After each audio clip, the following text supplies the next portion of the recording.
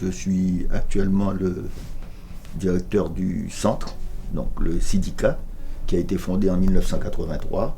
Le SIDICA, c'est un centre international de documentation et d'information haïtienne, caribéenne et afro-canadienne.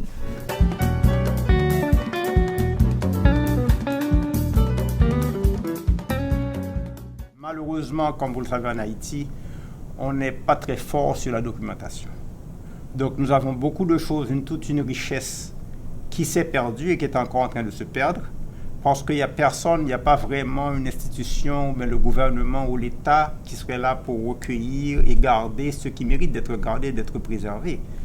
Donc l'idée, c'était vraiment d'avoir un centre de documentation où d'abord les Haïtiens, mais au-delà des Haïtiens, les Québécois, la société en général, si on a besoin d'une information précise sur Haïti, on pouvait aller à ce centre-là et trouver des documents d'archives.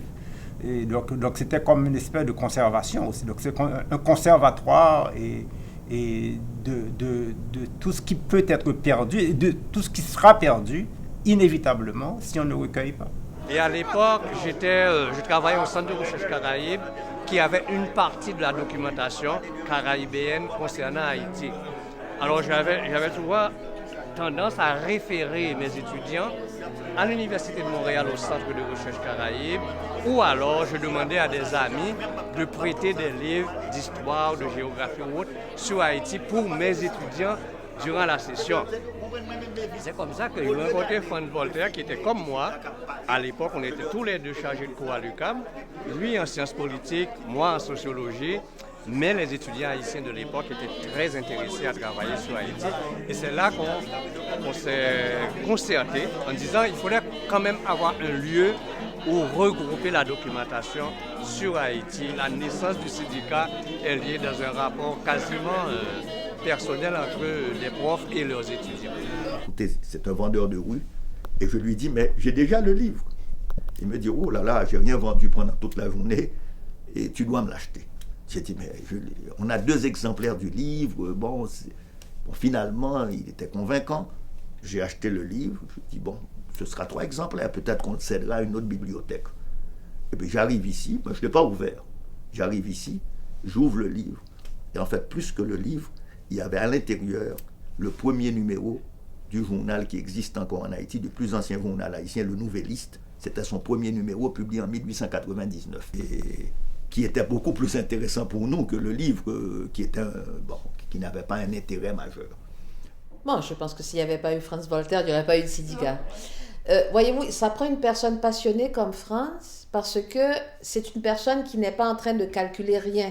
Tout ce on dirait que sa vie entière, il l'a passé à ramasser des choses, à ramasser des livres, à ramasser de la documentation. Et c'est devenu compulsif chez lui. Et je ne pense pas qu'il y a 2 Franz Voltaire sur Terre. Okay? Il n'y a que lui qui, pour avoir cette envie et cette rage de ramasser des documents tout le temps et de toujours penser « Ah oui, ça peut être important, ça c'est intéressant. » Et l'autre aspect, je trouve, qui est très important aussi, c'est cette générosité qu'il a de partager tout ce qu'il a. Il ne le garde pas pour lui.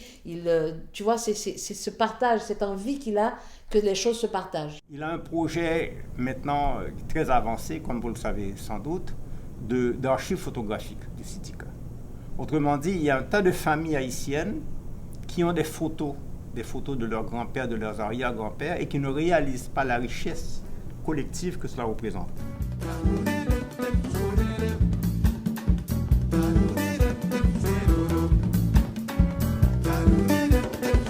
Et l'idée était, pour le 8 mars, de monter une exposition et en offrant la diversité des parcours, la diversité des conditions, et tout en faisant aussi référence aux femmes d'aujourd'hui, mais de remonter et de regarder l'histoire d'Haïti à travers des images de femmes.